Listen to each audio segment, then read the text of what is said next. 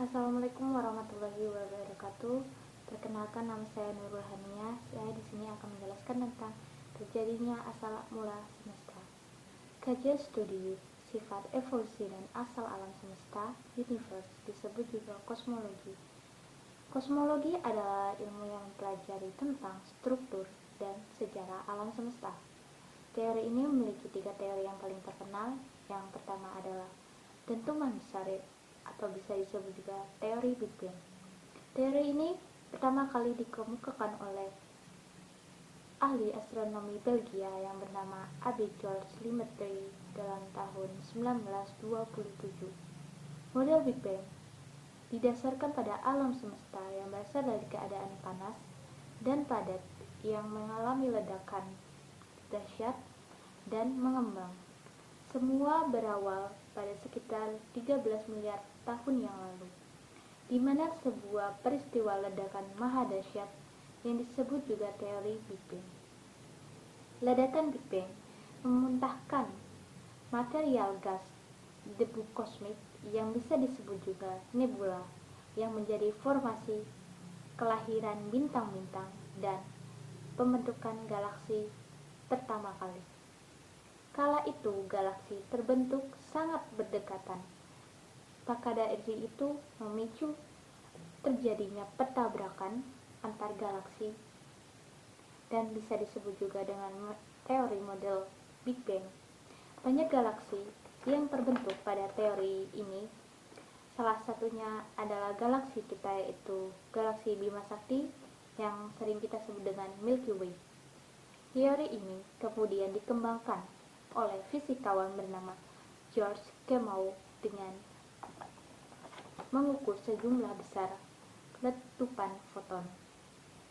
Menghasilkan sejumlah besar letupan foton, ia memprediksi foton sebagai gelombang radio dengan temperatur 3 Kelvin merupakan penjelasan yang terbaik sebagai radiasi latar belakang yang bisa disebut juga background radiation yang ditemukan oleh Arrow Penzias dan namanya adalah Robert Wilson di Amerika pada tahun 1965. Selain itu, fakta menunjukkan bahwa alam semesta mengembang pada kecepatan yang meningkat dengan jarak.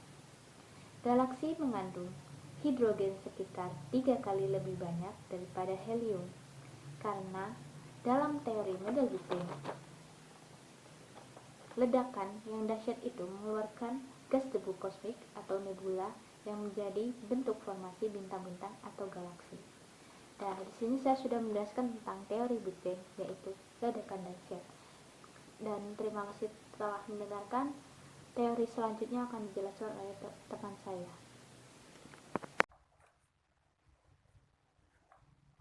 Assalamualaikum warahmatullahi wabarakatuh. Perkenalkan, nama saya Nadia Armita dengan NPM 1911090218. Di sini saya akan menjelaskan mengenai asal mula bumi ditinjau dari teori keadaan tetap. Teori keadaan tetap atau steady state theory dikemukakan oleh Bondi, de Groot, dan Fred Hoyle dari Universitas Cambridge pada tahun 1948. Teori ini menyatakan bahwa alam semesta tidak ada awal dan tidak ada akhir. Alam semesta selalu tampak sama dalam keadaan ruang dan waktu. Sampai sekarang, materi secara terus-menerus datang berbentuk atom-atom hidrogen dalam angkasa yang akan membentuk galaksi baru. Galaksi yang lama terus bergerak menjauhi kita dalam ekspansinya, sehingga atom-atom hidrogen yang tadi akan membentuk galaksi baru yang akan menggantikan galaksi yang sudah hancur dan menghilang.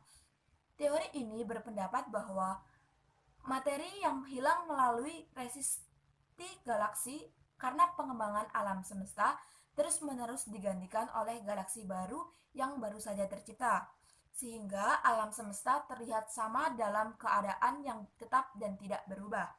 Artinya, secara terus-menerus materi tercipta di dalam ruang angkasa, tetapi di teori ini tidak menyebutkan peristiwa awal yang khusus di ruang dan waktu.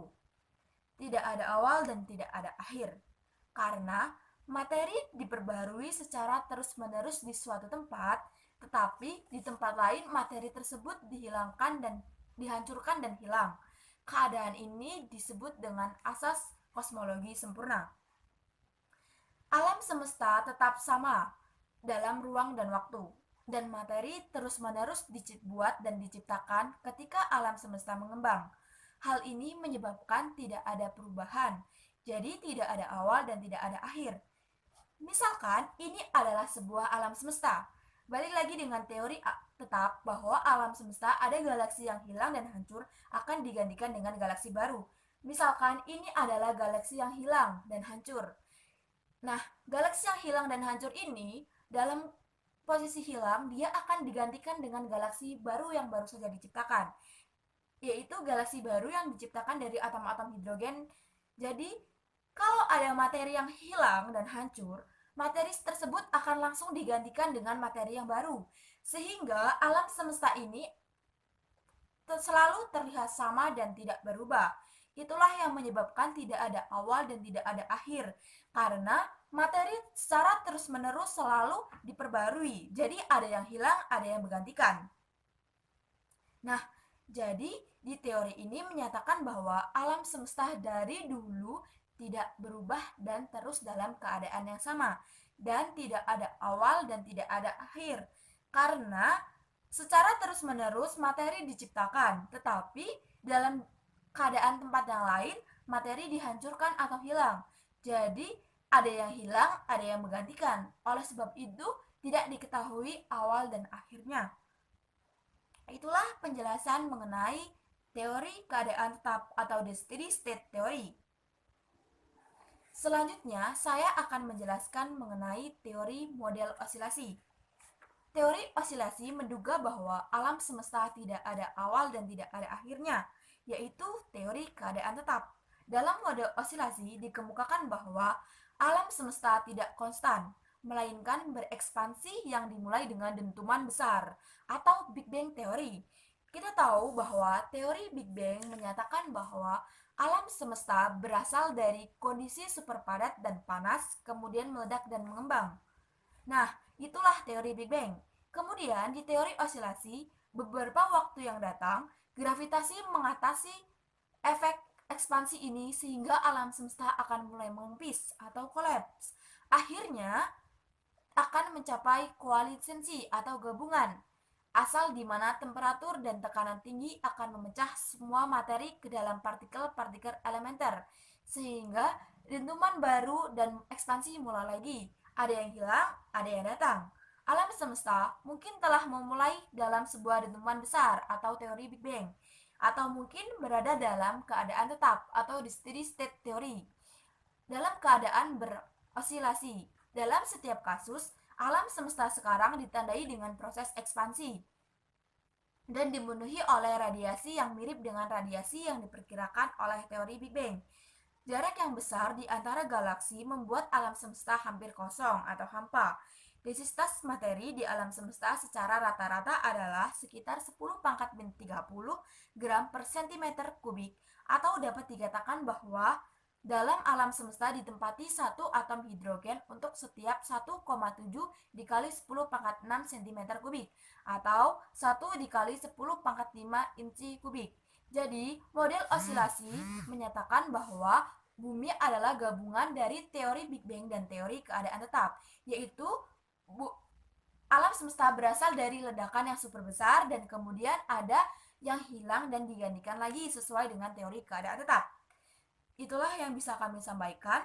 Kami dari kelompok 7 yang menyampaikan asal mula alam semesta. Semoga materi yang kami sampaikan dapat bermanfaat bagi kita semua, terutama bagi saya yang menjelaskan dan bagi teman-teman yang menonton video pembelajaran ini.